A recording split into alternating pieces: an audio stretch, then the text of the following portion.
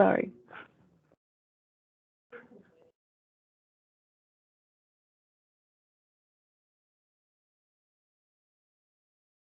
Okay. And can everyone see the presentation? Yes? Okay, perfect. Alrighty, so let's get started. All right, well, good morning, and thank you for being here. I will go ahead and present on bloodborne pathogens. It'll be a refresher for all, but essentially there is a lot to cover, and if at any point there are questions, I'm going to be looking this way. That's where I have my chat. We also have a few knowledge checks like normal, so all of the answers should go on there. Um, and at any point, you can raise your hand and I'll check the chat box. Okay, so let's get started.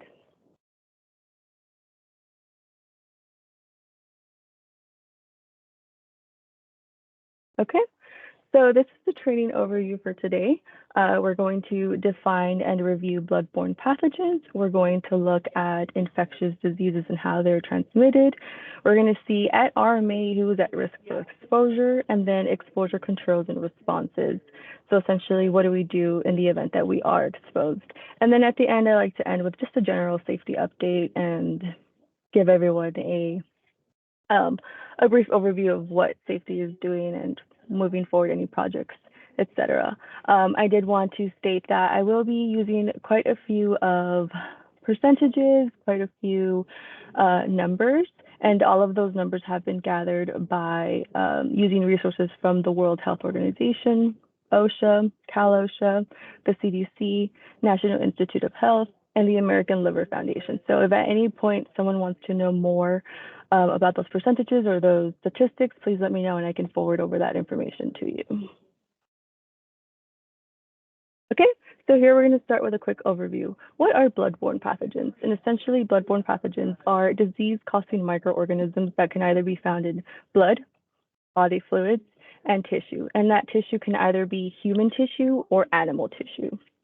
So I'd like to note that I've only named a few here, but there are technically now to date 20 known bloodborne pathogens that cause diseases, and over time there have been new developments of pathogens.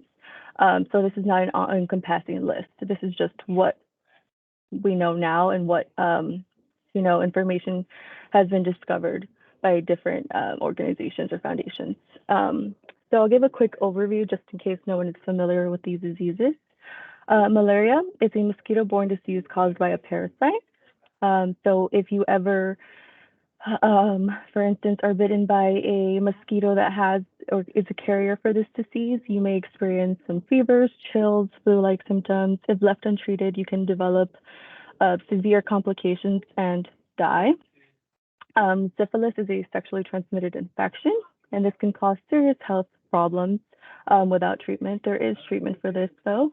So if you are ever contracting this, if you go to the doctor, there are 4 different stages, and depending on the stage that it is caught on, you can have different symptoms and different treatment plans. Then you also have brucellosis, excuse me, and that's an infection disease caused by bacteria.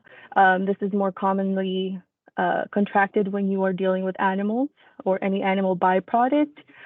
So for instance, if a sheep is infected or a cattle, goat, any type of dogs, this is typically this disease is found in that type of tissue, in animal tissue. And this is a worldwide disease. It's not native to only one part of the country or one area in the world. And then we'll go over in deep review of hepatitis B, Hep C, and HIV. Okay, so right here I did a kind of side-by-side because it helps distinguish the differences between Hep B and C. Just a note though, there are 4 different types of hepatitis. We'll only be focusing on the ones that are most common and the ones that are typically affect the population. So here's where there's a lot of numbers, so bear with me. So I'll start with Hep B. also known as HBV. And so I found some very alarming statistics that between 850,000 people and 2.2 million people in the US alone are living with chronic hepatitis B infection. And that goes to say that that is very scary. However, 95% of adults who are exposed can fully recover within 6 months if they're using vaccines or if they're using treatments and are seeking care with a provider. However, 5% of those infections can turn into chronic infections that will eventually lead to cirrhosis, liver failure, or liver cancer. So it's very important that you get tested for HBV, or if in this country we have vaccines, and those are typically administered to us when we're children. And I think there's 3 different rounds that we go through and that are required for school entry. So most of us may have this vaccine already. I did want to say that I want to note that some of these cases, the percentage may be small, but they can be fatal if they're left untreated. And this disease is typically transmitted blood to blood. So meaning that if an infected person's blood comes in contact with a person that's not infected with the disease, through a cut, a wound, a mucous membrane, then you could potentially become infected. The incubation period is 6 weeks to 6 months. So that means that a lot of people who are infected with HBV typically don't know that they're infected because symptoms do not onset until maybe anywhere from 4 to 6 weeks. And some people go asymptomatic as well. So the only way to know if you are HBV positive is by taking blood work. And they usually do this at your annual checkups. Some symptoms of HBV, if you're ever contracted with it, are fever, dark urine, joint pain, weakness, loss of appetite, nausea, vomiting, and abdominal pain near the liver. Like I mentioned earlier, the symptoms can take anywhere from 6 weeks to 3 months after exposure. So they're very flu-like, very cold-like symptoms. Yeah, I'm going to check the chat really quickly. Any questions? Okay. Then we'll go into Hep C. And Hep C is a little bit more aggressive, actually. And in the States alone, there are 17,000 new cases annually. So Hep C is a lot, I would say, more aggressive, and it typically leads to chronic conditions. So for instance, sorry, I wanted to share a statistic and now I've lost it. Okay, so I wanted to share that 75% of the Hep C cases typically lead to chronic Hep C cases, which lead to cirrhosis or liver disease or liver cancer. So that is an alarming number. That's very, very scary. So definitely Hep C is a lot more aggressive and can cause more life-altering changes. Some symptoms, you can experience symptoms if you're contracted with HCV within anywhere from 2 weeks to 6 months after being exposed. Also, I like to note that some people do not show signs of infection and they go asymptomatic and they only find out after they have blood work done. So some of those symptoms include flu-like, feeling tired, sore muscles, joint pain, fever, nausea, stomach pain, itchy skin, dark urine, and jaundice. And jaundice is yellowing of the skin and the white portion of your eye.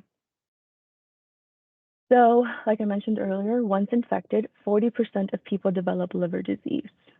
That is a lot of people. That's a lot of cases that, even with treatment, can definitely change your life. So you may ask, what is the treatment? What is the vaccine? What do I do? So currently, there are studies that are being conducted to try to develop a vaccine, but right now, there are no vaccines available. So if you contract HCV, you can live with it, definitely, but you cannot cure it. However, it can be considered cured if the virus is not detected in your blood when measured with a blood test. So essentially what happens is that your body will recover after being infected with HCV, but it does it on its own. And so it's very interesting. There isn't medication that they can give you, and typically a doctor will tell you to do bed rest or, to take try to boost your immune system essentially to fight off the virus, but there is no treatment or medication that they can provide you. Your body typically just has to fight it off, and you can be cured in that way. Okay. Any questions on hepatitis? No? Okay. Okay. So we're going to go ahead and do the first knowledge check. And this question is, how many bloodborne pathogens are there? Your options are A, 40, B, 20, C, 60, D, 80, or E, 100.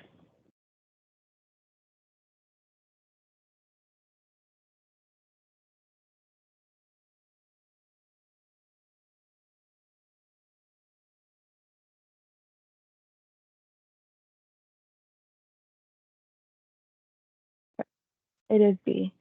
So like I mentioned, right now, currently, a lot of foundation organizations and like your big organizations, for instance, like Harvard, Yale, Stanford, they're constantly looking and constantly trying to learn more about different pathogens, but currently there are 20 to date. So thank you to everyone.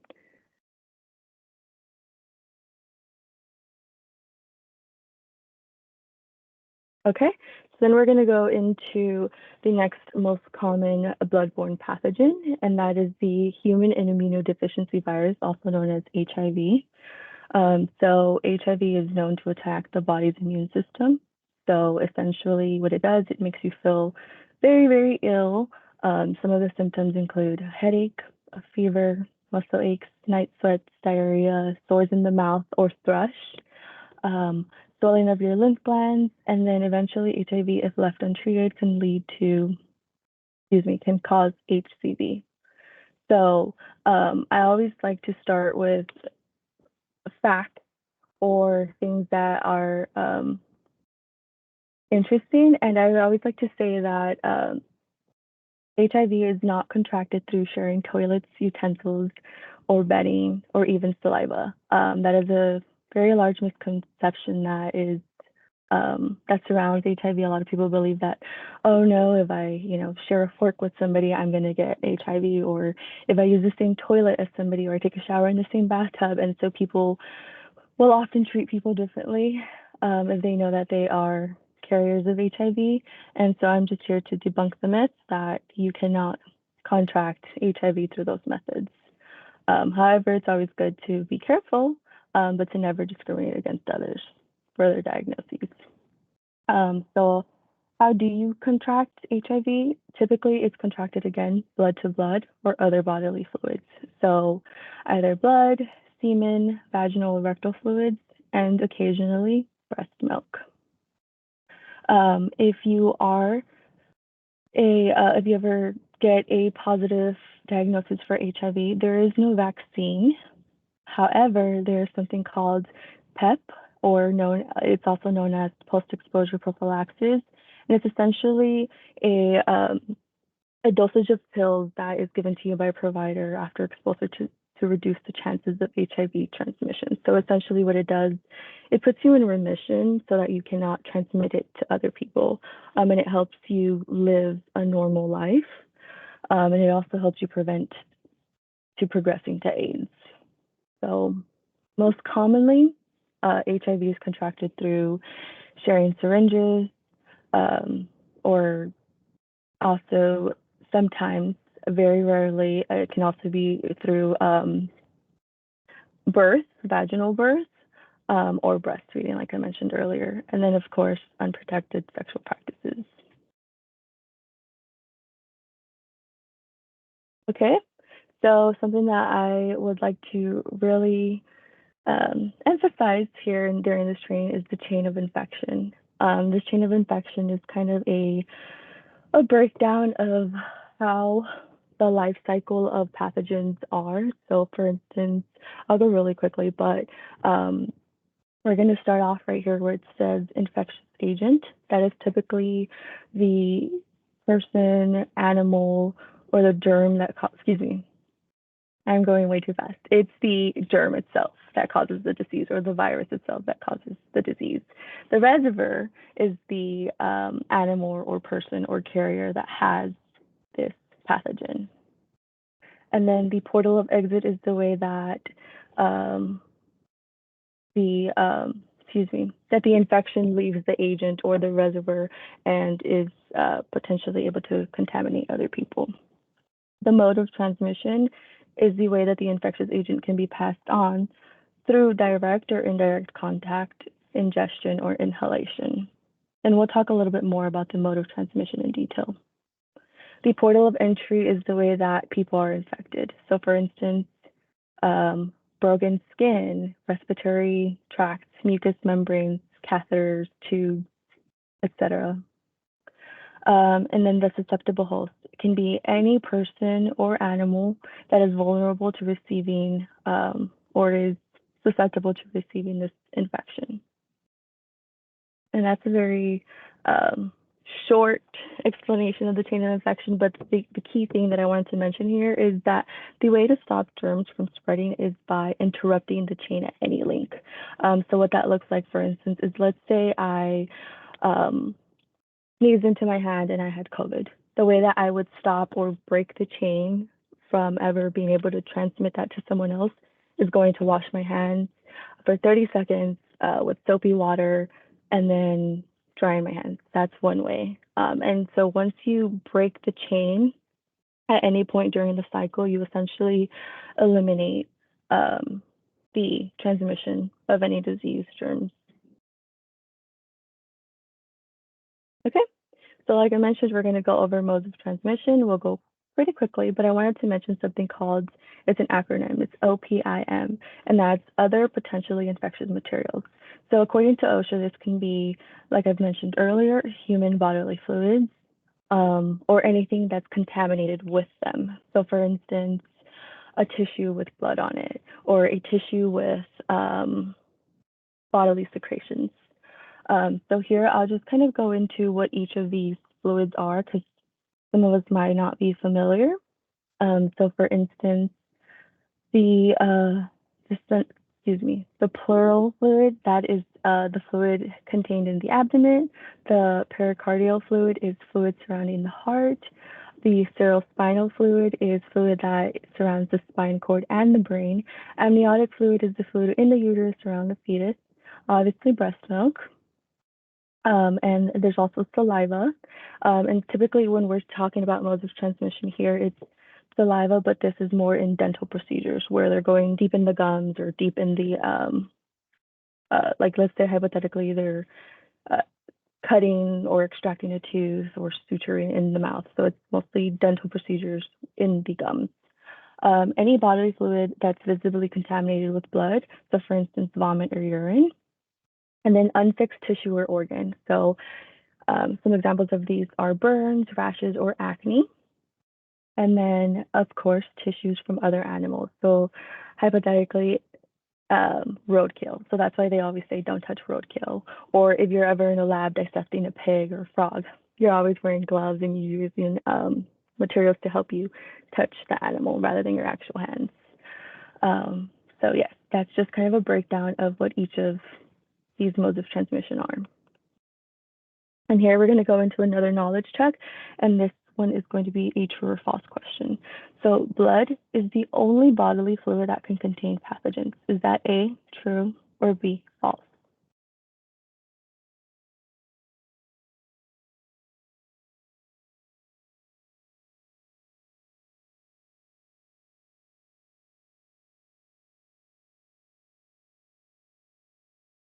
Correct. You're doing very good. Thank you for everyone who's participating. So yes, that is false. It's B. And the reason for that is because it doesn't only necessarily need to be blood, it's other bodily fluids, even if blood is not visible. So for instance, any bodily secretion, breast milk, etc. Okay, so according to OSHA, and this is in the standard 1310.1030, we're going to learn what occupational exposure means, and then I am going to provide how you could potentially be at risk at RMA. So the definition for occupational exposure is a reasonable anticipated skin, eye, mucous membrane, or parenteral, sorry, wow, I can't read today, parenteral contact with blood or other potentially infectious materials that may result from the performance of an employee's duties. So for instance, this occupational exposure, the people that are the most at high risk are obviously our first responders.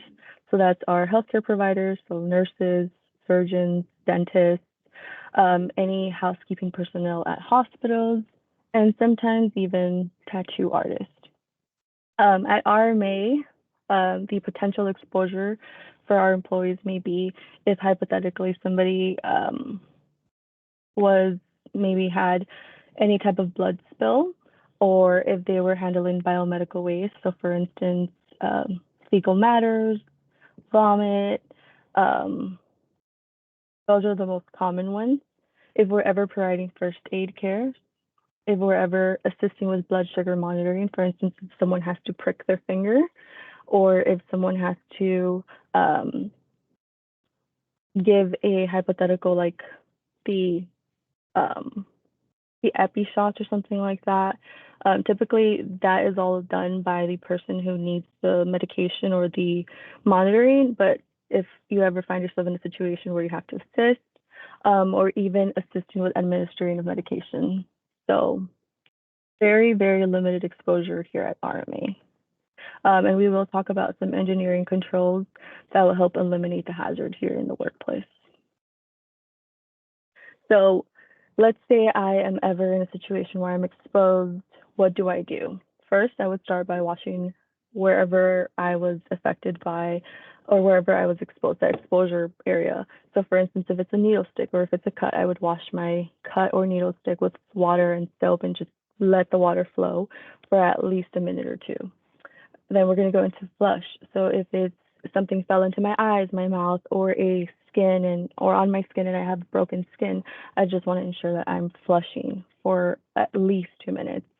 If something fell into my eyes, again, I'm going to irrigate my eyes, and that can be with water, saline, or anything. We also have in the blood spill kits a little saline water droplets, and you just want to flush the whole bottle into each eye. Usually there's 4 in the kit. And then immediately after, you want to report it to your manager and to safety, just to make sure that you receive the appropriate care and that you receive the information that you may need or answer any question that may come up after exposure. Okay, so we're going to talk about exposure controls and procedures. Here, we've all heard of PPE, personal protective equipment. So that can look anything from gloves, face shields, biohazard bags, which are typically the red bags, gowns, aprons, CPR shields, or blood spill kits. So everyone at each location should have a blood spill kit. If you do not have one, please let me know. I have extras, and I will gladly take one to you. If you are ever going to clean up blood or clean up any type of bio waste, please make sure that you're using gloves and a mask. If you have long hair, tie up your hair just to make sure that your hair doesn't come in contact with the biohazard. And then after you go ahead and clean up and assist with the cleanup, please wash your hands afterward very, very thoroughly. And I also like to note that you should check your body for any cuts, scrapes, or other broken skin. Sometimes we're working fast where we don't feel it and we may have a cut or a scrape that wasn't there before. So just always make sure that you're being aware of for your well-being. Okay, and so we're going to go over really quickly what the hand washing procedures are, but essentially whenever you are done cleaning up a biohazard or you've assisted with first aid or you've come in contact with someone else's blood, please wash your hands with water and soap. If water and soap is not available to you, then use a hand sanitizer with at least 70% alcohol. And then wash your hands as soon as you can. But essentially, you just want to wash your hands with warm water and soap for at least 30 seconds. Don't forget your nails and your palms between the fingers, and then rinse off. When should you be washing your hands? Like I mentioned, if you're helping with any type of first aid, if you're touching the garbage, after touching an animal cage, or animal waste, before and after the restrooms, after coughing, sneezing, or blowing your nose, and then anytime entering into the workplace and leaving the workplace. So leave those germs wherever you're at and don't take them home with you. Okay, so we're going to talk about just a quick overview again of housekeeping. We've spoken about this before, so it'll be just a reminder. But always use PPE when we're cleaning up anything that does not belong to us. So, for instance, blood or bodily fluid. If you ever come in contact with the blood, or you see a blood spill or vomit spill, try to use anything that's going to be absorbent. So, for instance, I know that we have powder. I forget the actual name of it. But it's essentially a powder that you throw on bodily fluids, and it kind of hardens it up and it makes it into a clump, so then you can just sweep it away. So essentially use that if that is available to you. And then if there's ever broken glass or syringes, please don't pick it up with even a gloved hand. Make sure that you're using either a broom or some tongs, or anything but your hand. If there are needles at your site, please let me know if you don't have a sharps container, and I will take one to you. And then whenever they are full, you can always give them back to me. And then I have a contact with Ventura County, and he just comes and picks them up and gives me a new container. So just a reminder. And then if you ever are cleaning up blood, the other question that I've received is, well, what do I do to disinfect? How can I disinfect it? Essentially, you want to disinfect by using bleach or alcohol. You want to use a EPA registered disinfectant. And to name a few, that's either bleach, alcohol, or hydrogen peroxide. You want to let it sit there for at least 20 minutes and then wipe away, but making sure that you throw away all of the contaminated items in a plastic bag, and then that plastic bag in another plastic bag. And then you can throw it away in the regular garbage bin. Okay, so we're going to go into our general safety updates. We are almost at our 90 days. Our 90 days would be Friday, March 8th, which is literally 3 days away. So thank you to everyone who has worked really, really hard on keeping everyone safe, on working safely. It's really amazing. If we do make the date, I will go ahead and send an email and then more information to come. I did want to give a quick update on the gift card processes for safety recognition. So for instance, our spots, our near misses, or other safety recognitions, you will still go ahead and report it on Asana. So there are near miss and spot recognition reports on Asana, and go ahead and do that normal process.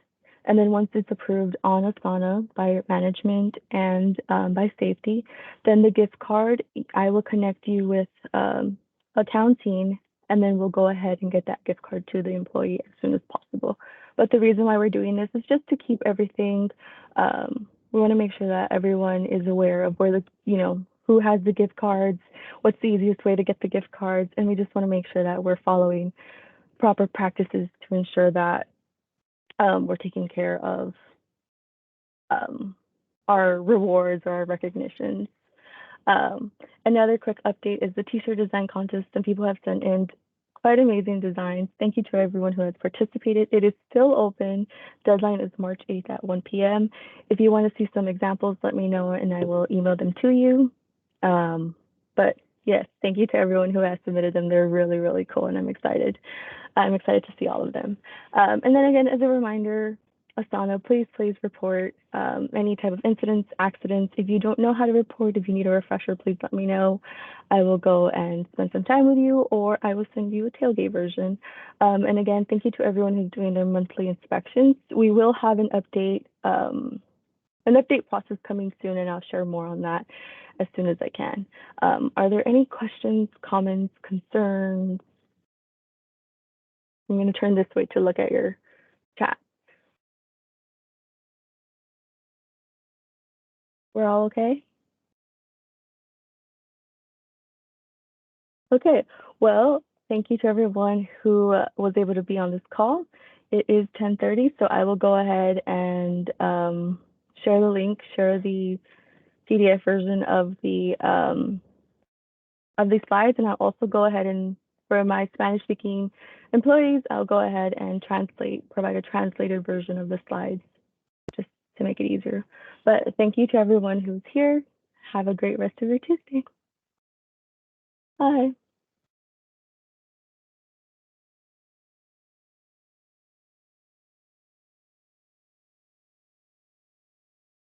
I'll stay on for a couple minutes just in case someone has questions. But feel free to log off.